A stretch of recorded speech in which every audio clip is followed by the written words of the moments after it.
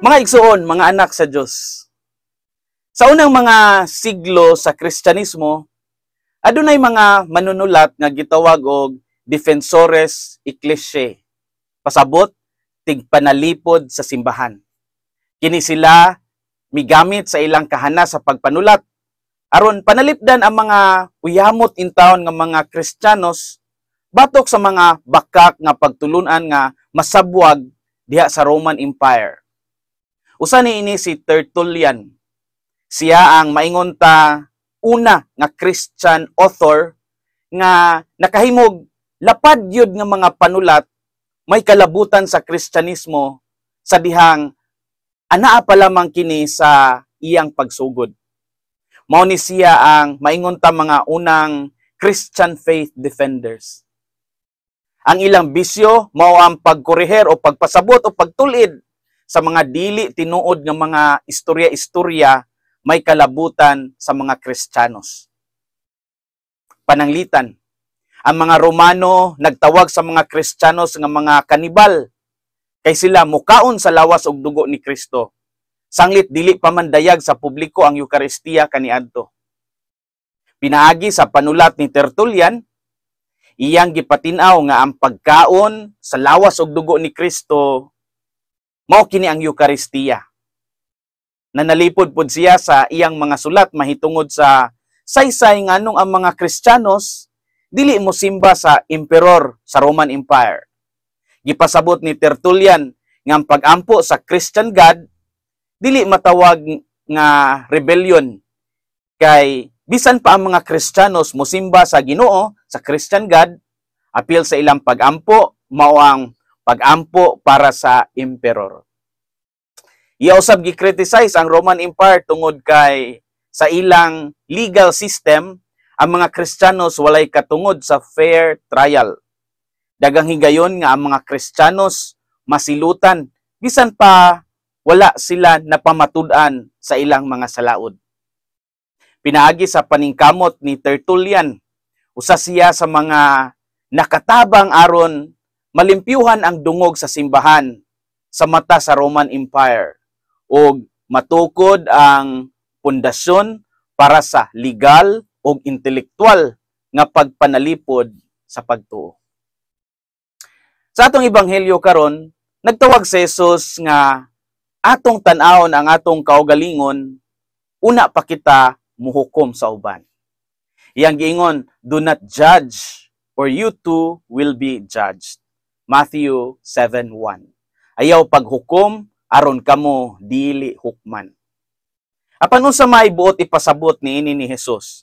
Dili ba kita gitugutan nga mupadayag sa sayop ilabi na kon moral o espiritual ang isyu?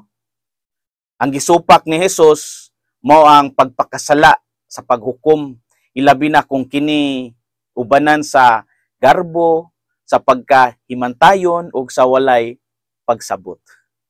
Unsa may mga imbitasyon alang kanato karon aron kita makapamalandong. Unang punto, ang Kristohanong paghukom mulantaw una sa kaugalingon. Ang tinuod nga Kristohanong paghukom nagagikan sa pagpamalandong pod sa atong kaugalingon nga kahuyang, dili sa pagpanunglo sa uban. Sa Matthew 7:5 si Jesus nag-ingon, first remove the plank from your own eye, and then you will see clearly to remove the speck from your brother's eye. Kuhaa una ang truso nga naa sa imong kaugalingong mata, ug unya makakita ka sa pagkuha sa abog gikan sa mata sa imong igsuon. Kini nagtudlo nato nga ang pag-usisa sa kaugalingon nga kinaiya ug sala moy sinugdanan sa hustisya nga naay kaluoy. Ang Kristiyano gitawag nga mutan-aw una sa iyang mga kapakyasan ug mga limitasyon ug sa diha nga iyang makita na kini makabuhat na siya sa pag-atubang sa uban. Sa pamilya o komunidad kini nagpasabot nga dili dayon magpadala sa mga negative nga assumptions o mga chismis kundili mulantaw o mutimbang sa mga sitwasyon. Ang Kristohanong paghukom mulantaw una sa kaugalingon. Ikaduhang punto, ang Kristohanong paghukom sa kamaluluyon nagikan og dili sa garbo og pagpanaway lang.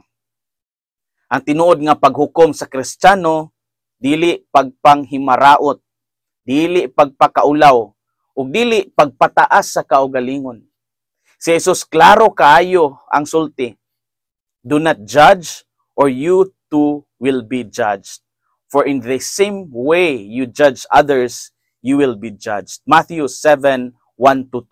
Ayaw paghukom aron kamo usab dili hukman. Kaysa paagi nga inyong paghukom sa uban, kamo paghukman usab. Kung ang paghukom gikan sa garbo, kini makapahimo nato nga murag labaw ta sa uban. Apan ang tinuod nga paghukom sa usa ka Kristiyano nagagamot sa kasing-kasing nga nakasinati sa kaluoy sa Dios. Ug busa andam usab muhatag sa kaluoy sa uban. Si Saint Teresa of Calcutta niingon, if you judge people, you have no time to love them. Kung imo na lang sigig hukman ang uban, wala na kay panahon sa paghigugma kanila.